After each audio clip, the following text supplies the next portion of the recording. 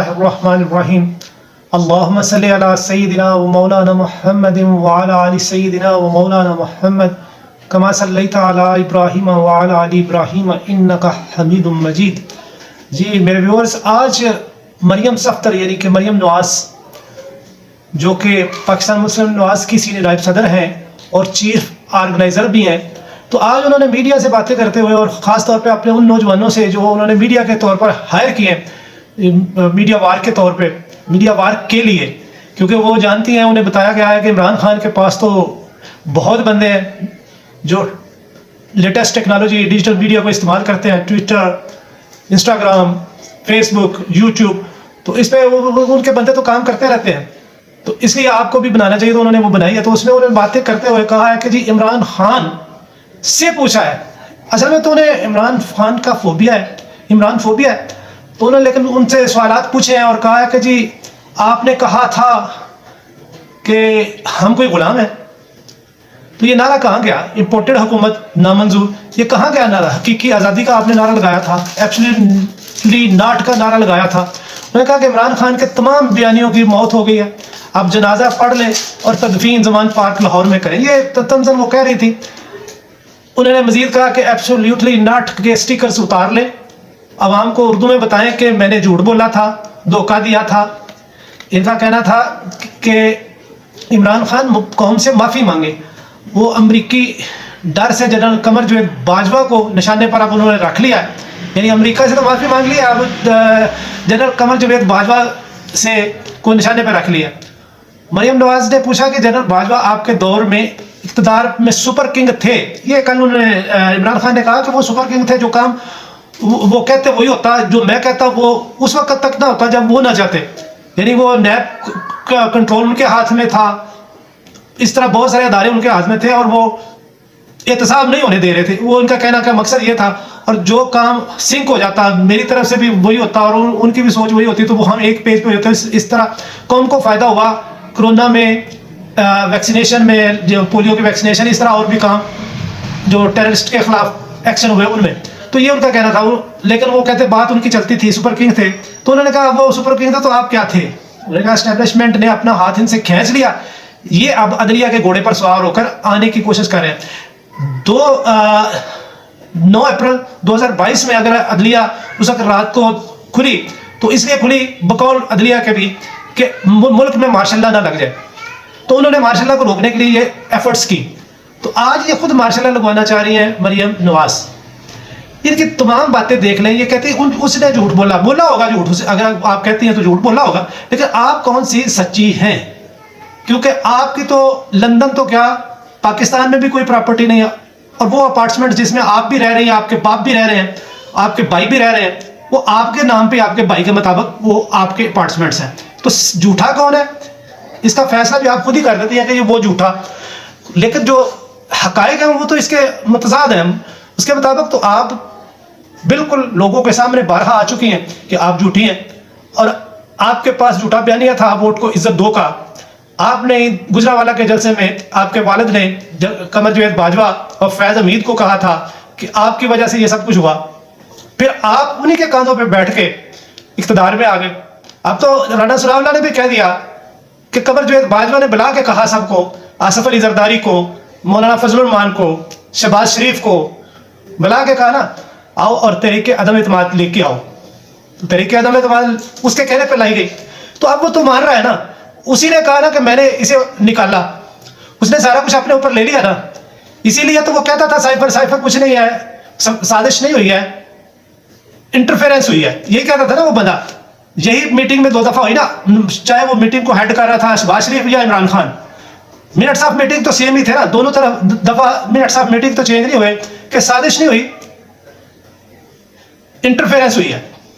تو اس کا مطلب ہے کہ باجوہ تو وہی تھا، اس نے تو وہی کہا، اور اب بھی وہ یہی کہہ رہا ہے کہ میں نے اسے نکالا۔ اب جب اس نے خود تسلیم کر لیا تو اب عمران خان یہ کہہ رہا ہے، اس نے یو ٹرن نہیں لیا، اس نے وہی بات کہی، اس نے کہا پہلے اسے یہ پتا تھا کہ سائفر ڈونلڈ ڈو نے بھیجا، اب اسے سمجھ آ گئی، اور میں اپنے پچھلے ویلاگز میں بتا چکا ہوں کہ میری رائے، میں اپنی رائے کہہ رہا ہوں، اپنے ایز اے تجزیہ کے طور پہ میری رائے یہی تھی کہ یہ سارا پلان پاکستان میں بنا اور امریکہ کو بھی استعمال کیا گیا۔ اگر آپ میرے پچھلے ویلاگز دیکھیں تو آپ کو مل جائے گا یہ باٹم لائن مل جائے گی کسی نہ کسی ولاگ میں کہ یہ سارا پلان یہاں پہ تیار ہوا، بھاجپا کا پلان تھا، اور اس کو بھی امریکہ کو بھی استعمال کیا گیا کہ کل کو وہ نہ شور کرے کہ یہ آپ نے کیا کیا.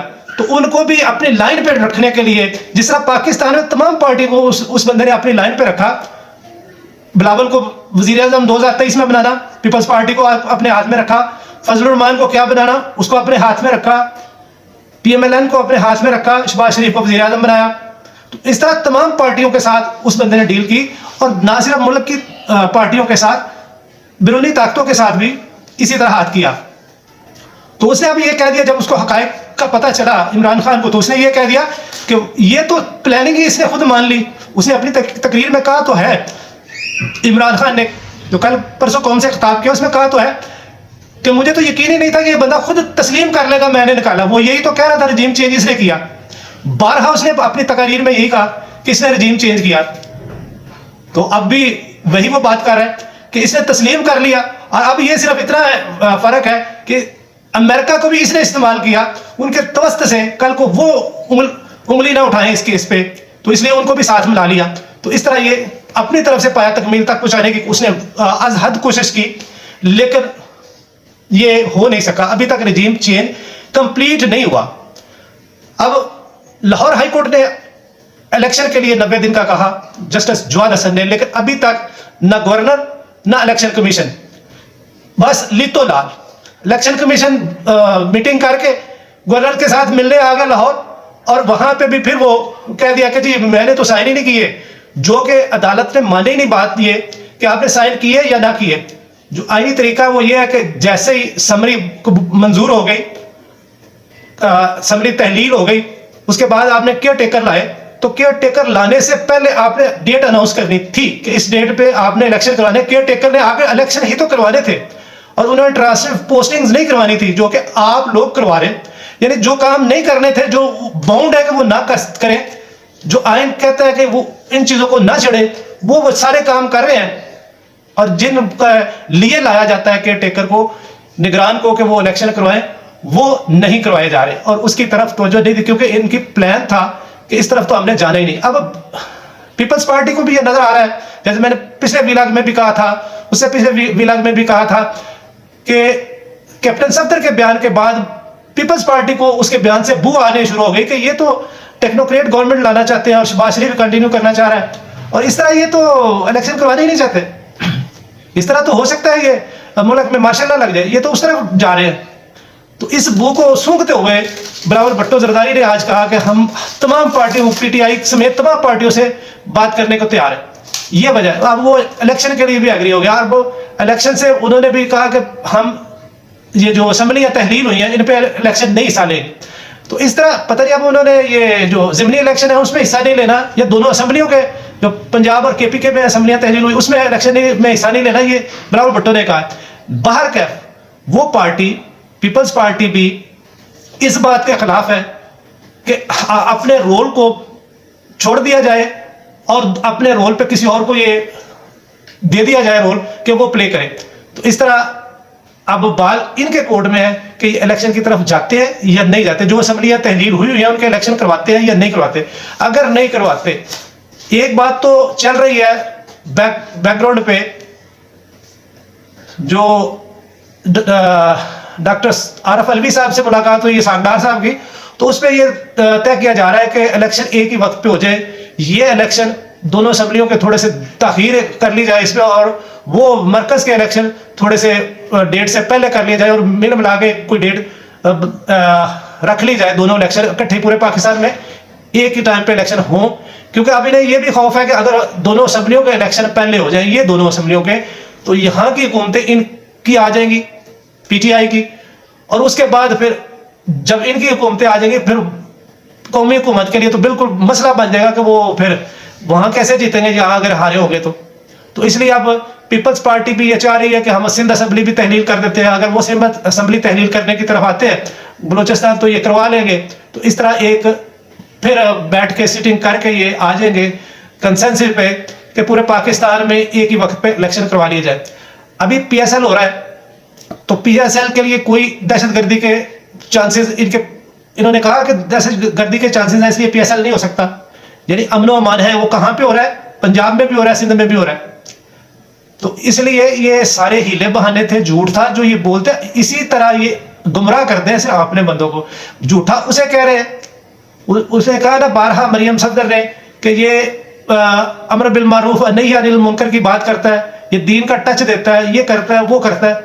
تو اللہ کی بندی, وہ اصل بات تو وہی ہے, وہ صحیح بات تو کر رہا ہے کہ امر بالمعروف کا حق ہمیں حکم ہے. تو اگر آپ لوگ اسی طرح جھوٹ بولتے رہو کہ میری لندن تو کیا پاکستان میں بھی کوئی پراپرٹی نہیں ہے, اور پھر ابھی آپ کے پاس کوئی عہدہ نہیں ہے, اور آپ کے ورکرز پیسے تکرار کرتے رہتے ہیں کہ جی عمران خان کے پاس اتنی سیکورٹی ہے, وہ تو سابقہ وزیر اعظم ہے, آپ کے پاس تو کوئی عہدہ نہیں ہے, اس کے باوجود آپ کے پاس کتنی سیکورٹی ہے. تو یہ کبھی آپ لوگوں نے چیک کیا, یہ کبھی ان لوگوں نے بھی پوچھا؟ آپ بار بار کہتے ہیں کہ ان لوگوں کو پوچھنا چاہیے عمران خان سے, یہ پوچھنا چاہیے.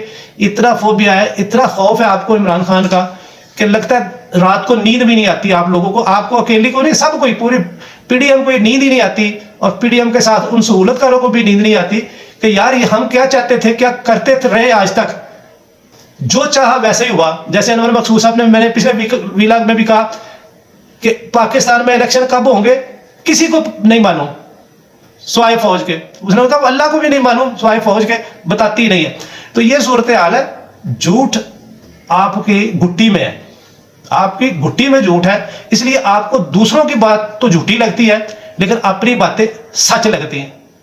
اتنے سال آپ کا والد صاحب پرائم منسٹر رہے, ان سے پوچھتے رہے کہ یہ آپ ان کے سورسز بتا دیں کہ یہ آپ نے کیسے لیے, یہ کام کیسے کیے, یہ پیسہ کہاں سے آیا, کسی نے بتایا. آپ بار بار گمراہ کرتی ہیں لوگوں کو کہ توشہ خانہ میں اس نے گھڑی لے لی, بشرا بی بی نے یہ لیا, اس نے یہ لیا, اتنے اربوں کا نقصان. اربوں کا نام بھی نہیں آپ لیتی کہ کتنے اربوں کا, پتہ نہیں وہ ارب پیسے کے ارب ہیں یا ارب دوسرے ارب ہیں. آپ لوگوں نے صرف شہباز شریف پر عمران خان کے دور میں جو کرپشن کے چارجز لگے, ایک ہی مقدمہ بنا, وہ 24 ارب کا تھا, ایک 8 ارب کا ایک, 16 ارب کا ایک. تو باقی 1100 ارب کی وہ بات کرتا ہے کہ نیب کے کیسز 1100 ارب کے آپ لوگوں نے معاف کروائے ہیں یہ NRO لے کے. تو وہ NRO کے راستے میں رکاوٹ ہی تو تھا جس کو آپ لوگوں نے مل کے, پھر وہ آپ کے سہولت کاروں نے بھی مل کے, اور انڈیا سب کچھ میں نے کیا تھا. تو آپ گمراہ نہ کیا کریں لوگوں کو. کاش کہ آپ لوگ خود ہی سمجھ جائیں یہ دنیا ہے, اس دنیا کی خاطر ہی آپ لوگ کیوں اتنے ہلکے پڑ رہے, کہ کہاں لے جانا ہے آپ نے ان چیزوں کو, یہ ادھر ہی رہ جانی ہے. جیسے ہی سانس نکل رہے, یہ چدراہٹے, یہ تمتراک, یہ سب کچھ ختم ہو جانا ہے. وہاں یہ دنیا نہیں چلنی, یہاں کے نخرے نہیں ہونے وہاں پہ, وہاں ایک الگ سے دنیا ہونی ہے. تو اس کے لیے تیاری کریں اور لوگوں کو بھی اسی کی طرف کی تیاری کرانے کی کوشش کریں. صرف اس دنیا کو حاصل کرنے کے لیے جتنا جھوٹ بول بول بول بول کے آپ لوگوں نے تباہ کر دیا ہے, اپنی ذات کو بھی, لوگوں کے کانوں کو بھی. اور لوگ بھی بیچارے سمجھتے ہیں شاید آپ اسے تو مفادات کی خاطر کرتے ہیں, کچھ بیچارے پھر سیدھے سادھے بھی ہوتے ہیں جو آپ لوگوں کے اس جھوٹ کو سمجھ جاتے ہیں شاید سچ بولا جا رہا ہے.